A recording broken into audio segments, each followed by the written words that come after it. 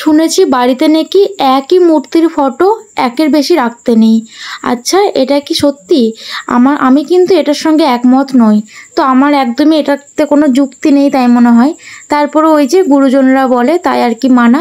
তো আমি ঠিক মানি না, তো আশেপাশের মানুষ আর কি, আশেপাশে বলতে আমারই এক মাসি, তো সেই বলছিল যে বাড়িতে নাকি একটা মূর্তির ফটো নাকি অনেক রাখতে নেই।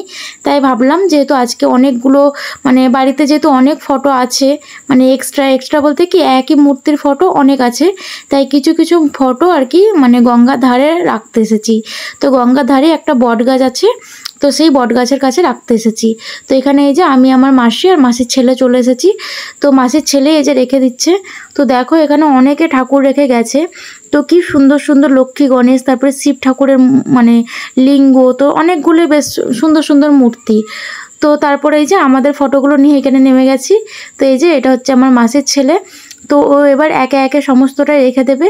তো এই যে কালী ঠাকুরটা দেখছো, এই কালী ঠাকুরের কাজটা একটু ভেঙে গেছিলো, ওই জন্য এটা রাখতে এসেছে। আর বাকি এই যে সমস্ত ঠাকুরের দেখো ফটো। আর আমার এই মাসির ছেলেটা খুবই ঠাকুর ভক্ত, মানে সারাক্ষণ পুজো আচ্ছা ঠাকুর নিয়ে খুব থাকতে পছন্দ করে। তাই ওই আর কি বায়না করে করে সমস্ত ঠাকুরগুলো কিনেছে।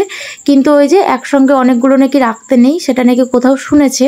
তো সেই জন্য সমস্ত ঠাকুরগুলোকে এখন রাখতে এসেছে। তো কিছু কিছু ঠাকুর একদমই নষ্ট হয়ে গেছে, আবার কিছু কিছু ঠাকুর খুবই ভালো আছে। তারপরে ওই যে রাখছে। তো এখানে অনেক রকমের ঠাকুর, লক্ষ্মী গণেশ, তারপরে শিব ঠাকুরের ফটো, মা দুর্গা, গোপাল, তো অনেক ঠাকুরের ছবি আছে। তো এই যে দেখো কালী ঠাকুরটা কতটা সুন্দর। তারপরে ওই যে কুসংস্কার মেনে রাখতে এসেছে। এই যে এখানে মা দুর্গা, তো মা দুর্গার ফটোটা আমার এত ভালো লাগলো। তো তারপর আমি বললাম যে মা দুর্গার ফটোটার পেছনটা আমাকে একবার দেখাতো, কেমন আছে দেখি, ঠিকঠাক আছে কিনা।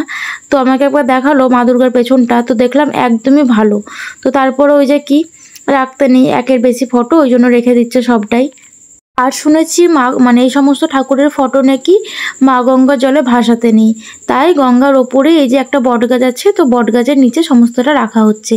তো ওই যে দেখতেই পেলে মা দুর্গার ফটোর পেছনটা কিন্তু একদমই ভালো ছিল, মানে কিছুই তেমন হয়নি, তারপরও এটা মানে রেখে দিয়েছে। তো কিছু করার নেই। যাই হোক অনেক ঠাকুর আছে এখানে, মা লক্ষ্মী, মা দুর্গা, গোপাল, তারপরে নারায়ণ, রাধা, রাধা না লক্ষ্মী নারায়ণ, শিব ঠাকুর, তো অনেক রকমের ছবি আছে আর কি ঠাকুরের। আচ্ছা, এই সমস্ত নিয়মগুলো কি তোমরা এখনো মানো, নাকি আগে মানতে? নাকি তোমরা এখন মানোই না, আগেও মানতে না? আদিম যুগের মানুষরা মানতো। তো আমার কাছে তো এই নিয়মগুলো খুবই বাজে লাগে, জানি না কেন, মানে আমার কোনো যুক্তি নেই কথাগুলোতে, তাই মনে হয়। ওই জন্য আমি বাপু মানি না। একটা ঠাকুরের ফটো আমি একের বেশি রাখতেই পারি, এতে আবার কি মানে হবে। তো তারপর ওই যে গুরুজনদের কথা, ওটা তো আর ফেলা যায় না।